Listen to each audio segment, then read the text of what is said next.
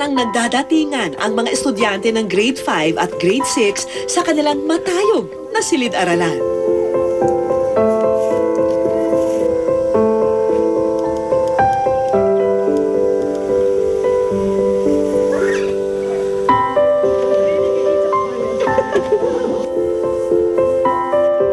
Si Bengbeng, ang panganay ni Aling Nora, ay mag-aaral ngayon sa grade 5. Sumama kami sa unang araw niya sa pagpasok.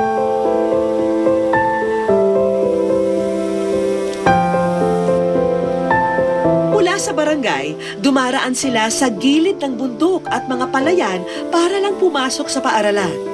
Hindi maikakailang delikado rin ang dinadaanan nila, lalo na sa mga makikitid na bahagi na nasa gilid na ng malalim na bangin.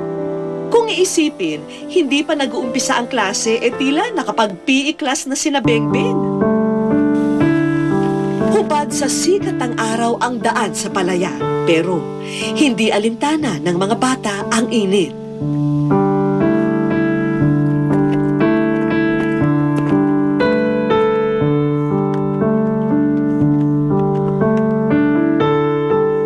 Magpapahinga, may ibang silbi rin naman ang kwadernong bitbit nila.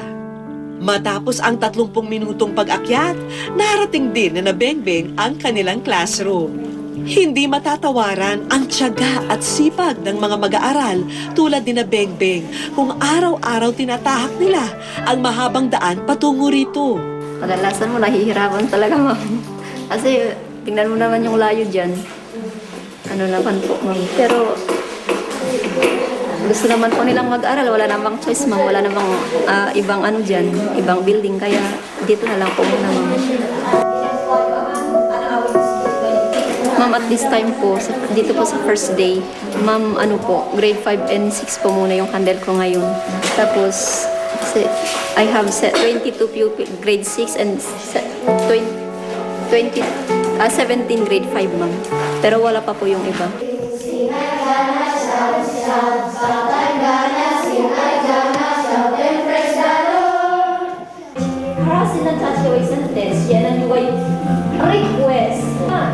English po muna ngayon sa first, tapos ginagamit ko po yung dialect po nila, tapos yung ibang pag nag-English pa po, pero maintindihan po naman po nila yung ma'am.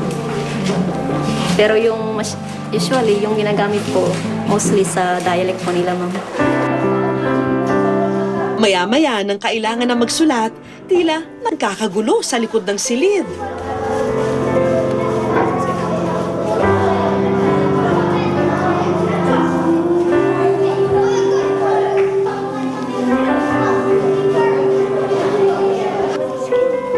Pinaliwanag ni Teacher Cynthia ang aming nakita. Ma'am, yun pong pumunta kanina, yun po, sila po yung mga naghahanap ng mga notebook na yung mga leaves po na hindi pa po nagagamit. Yun po yung nagamit nila pansamantala sa mga activities nila, ma'am. Naghihiraman po naman po silang yung mga iba, may mga lapis na hindi pa nagagamit. Pwede naman po nilang ipahiram sa mga iba. Pero yung mga iba naman, pwede naman po nilang ibigay sa mga talagang wala.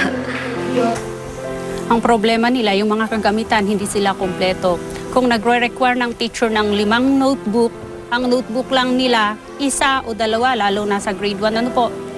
Pag nagre-require ko ng quiz notebook o sa writing, mahihirapan ka pa, maghintay ka pa ng 2 weeks or 3 weeks bago makolekta lahat yung mga pinare-require.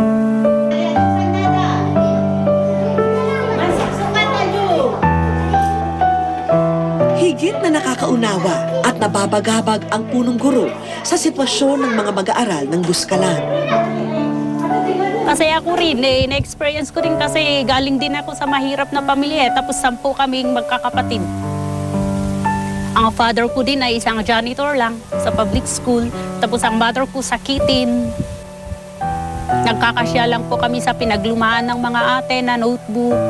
Yung gayang nung pinakita nila, naginupit lang yung may sulat, tapos naiwan yung walang sulat. Kaya nare-remember ko rin yung experience ko nung bata pa ako. Kaya lang, hindi naman yung hindrance eh. Nagporsige po kaming mga magkakapatid. So as of now, okay lang. Kinahaponan, bumagsak ang malakas na ulan habang nasa klase pa ang mga mag-aaral. Unang araw pa lang, pero tila walang katapusan ang buhos ng mga problema ng mga katutubong mag-aaral. Samantala sa bayan ng Bugnay, may parating na mga truck nakikipagtuos sa kalikasan upang mahatid ang hinahangad naming kasagutan sa kinabukasan ng mga bata ng Buskalan. Wish ko lang. Sa aming pagbabalik, inumpisahan na namin maisakatuparan ang aming misyon sa kanilang barangay. Ang paghahatid ng tulong balik eskwela para sa paaralan ng Buskalan. At mamaya, sa muling pagbisita namin sa kanya, ano na kaya ang mga naghilom sa kanyang buhay?